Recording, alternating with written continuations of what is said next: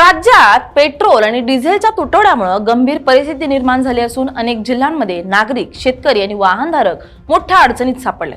बुलढाणा, वाशिम, परभणी, हिंगोली, सोलापूर आणि पुणे परिसरात इंधनासाठी लांबच लांब रांगा लागत असून अनेक ठिकाणी नो स्टॉकचे फलक झळकत आहेत। इंधन तुटवड्यामुळे काही ठिकाणी परिस्थिती तणावपूर्ण तर काही ठिकाणी हिंसक वळण घेत असल्याचं चित्र आहे।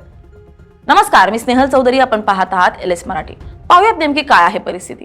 बुलढाणा जिल्ह्यातील मलकापूर पांगरा येथील पेट्रोल पंपावर डिझेल भरण्यावरून मोठा वाद निर्माण झाला। मध्यरात्रीच्या सुमारास मोठ्या प्रमाणावर वाहनधारकांची गर्दी झाली होती।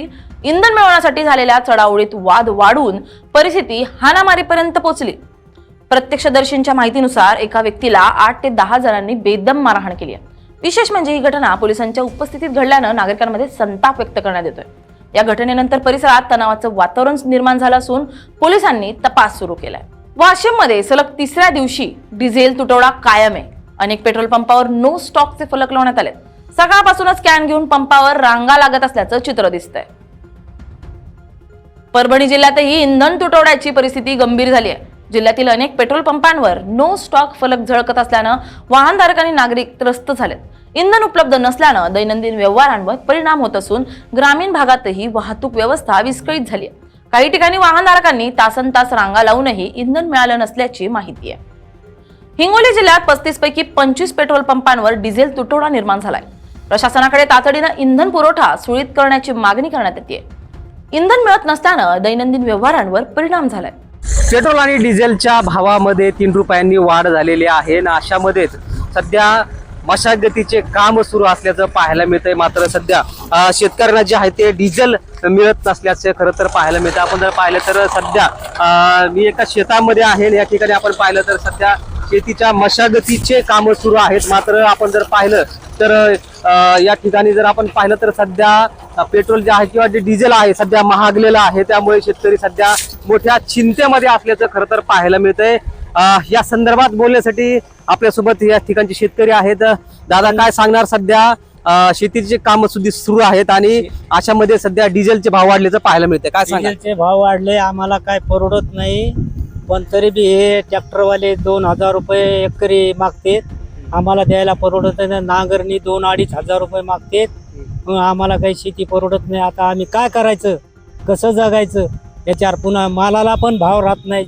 ज्या टायमाला आमच्या घरात माल येतो त्या टायमाला तुमचा भाव राहत नाही आणि माल गेल्याच्या नंतर तुम्ही भाव वाढीता। आम्ही जगायचं कसं? आम्ही काय करायचं आता? याच्या करोडो शेतकरी आहेत आम्ही काही बागायतदार नाही तर।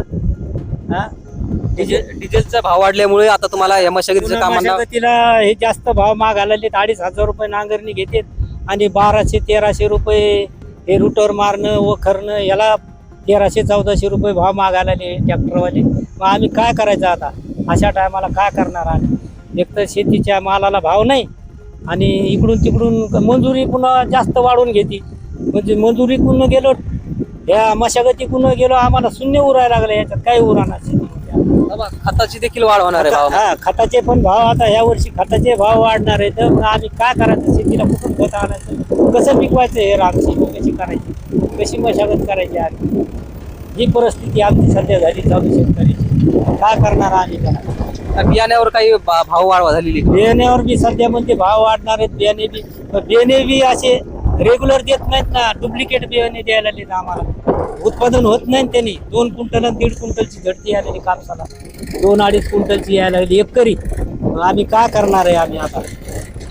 काय मागणी दादा? मला आमची काय मागणी? आम्हाला काय मागता येतं याच्याशिवाय? अनुदान दिले एकरी 2000 हेक्टर, त्याच्या व्यतिरिक्त काय नाही। भाव तर नाही राहिला शेतीला। आता करायचं काय आम्ही? आम्हाला काही म्हणता येत नाही ना, बोलता येत नाही काही आम्हाला। पिकितो तेवढं बाजारात विकावं लागत आणि त्याच्यावरच निरवी दर जगावं लागत आहे आम्हाला। काय करणार आम्ही? याच्या व्यतिरिक्त काही करता येत नाही ना। कोरडवाहू शेती आहे, पुन्हा बागायती बी नाही। ती बागायती असल्यावर तरी कसं तरी डेव्हलप होतं पाण्यामुळे, पण आम्हाला तर सगळं कोरडवाहू शेती। राज्यात इंधन तुटवडा, दर वाढ आणि पुरवठा विस्कळीत झाल्यामुळे परिस्थिती गंभीर बनली आहे। आता हे कॅन घेऊन गावाकडे रिकामी जायचंय, पेट्रोल टाकून 200 आलेले आहे। आम्ही सरकार तिकडे हिंडत आहे, दौरे करत आहे। त्यांच्या ताफ्यातल्या गाड्या कमी केल्या म्हणतात, तर आजकाल मी न्यूज पाहिली तर त्यांच्या ताफ्यामध्ये 25 गाड्या होत्या। कारण ते डिझेल शेतकऱ्याला वाटा, ही हालत होणार नाही. 5 शेतकरी किती वेळ आलेले आहेत तिथं डिझेल नेण्यासाठी. कारण शेतकऱ्यांना डिझेलसाठी आतोनात प्रयत्न करणं लागलेत.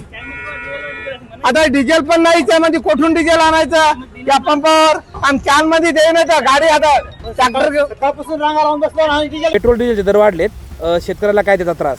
आता शेतकऱ्याला काय आहे, हा येतो आता पेट्रोल आणि डिझेलचे रेट वाढल्यामुळे आता हा माल मार्केटपर्यंत पोचवायचा आहे. शेवटी आता ते पोचवायचा माझ्या ट्रॅव्हलिंग खर्च आला, परत त्या मालामध्ये तो माल काढल्यानंतर दुसरा माल करायचा म्हणजे परत ट्रॅक्टरचं काम आलं. डिझेलमुळे त्यांचे रेट वाढलेत, त्याच्यामुळे शेतकरी आर्थिक अडचणीमध्ये सापडलेला आहे. लाईट टिकत नसल्यामुळे डिझेल इंजिन वापरावं लागतं आणि डिझेल इंजिन वापरावं लागतं म्हणल्या डिझेल आणावंच लागतं. त्यामुळं शेतकऱ्याचं आणखीनच अडचण वाढलेली आहे. एकीकडे आता कांद्याला बाजार नाही, कोणत्याच मालाला बाजारभाव नाही आणि त्यातही आता हे डिझेल पेट्रोलचे दर वाढून अजून शेतकरी अडचणीत कसा येईल हे सरकारचं धोरण असल्यासारखं शेतकऱ्याला वाटू लागलं आहे.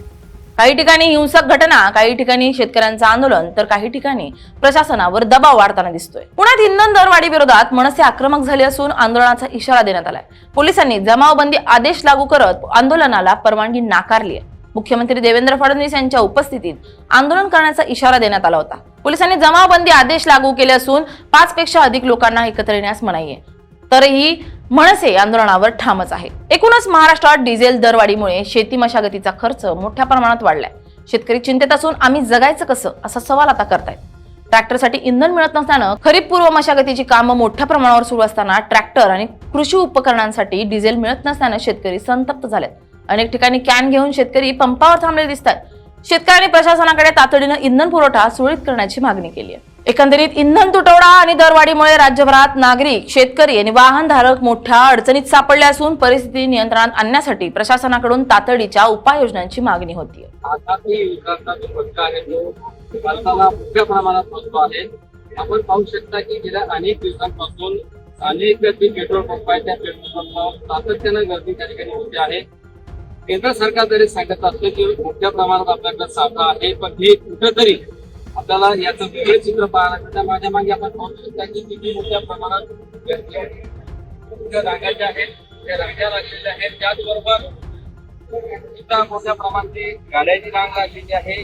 मोठी गर्दी सर्व जिल्ह्यातील जी एकंदर परिस्थिती पाहिली तर सर्व पेट्रोल पंपावर मोठ्या प्रमाणात गर्दी दिसते आहे आणि अनेक पंप जे पेट्रोल पंप आहेत त्यांना नो स्टॉपचा बोर्ड त्या ठिकाणी लावलेला आहे. त्या शेतीचे कामं त्या ठिकाणी ओळंबलेली आहे आणि मोठ्या प्रमाणात शेती शेतकरी आहेत त्याचं नुकसान होत आहे. त्याचबरोबर सर्वसामान्यांना सुद्धा मोठा फटका या पेट्रोल डिझेलचा मिळतो आहे. एकंदरीत कालची घटना जर पाहिली आपण तर सिंदखेड राज्यातील मलकापूर पांग्या येथे या पेट्रोलच्या वादावरून हाणामारी झालेली आहे. त्या ठिकाणी पोलीस बंदोबस्तात पेट्रोलचं वाटप झालं. एकंदरीत पोलिसांचा जो ताण आहे तो या गोष्टीमुळे वाढतो आहे. पण सध्याची परिस्थिती ही आहे की केंद्र सरकार जरी म्हणत असलं की पेट्रोल आणि डिझेलचा साठा आपल्याकडे भरपूर आहे, पण कुठेतरी या ठिकाणी तुटवडा हा जाणवतो आहे आणि सातत्यानं या सर्व पेट्रोल पंपांची गर्दी आहे.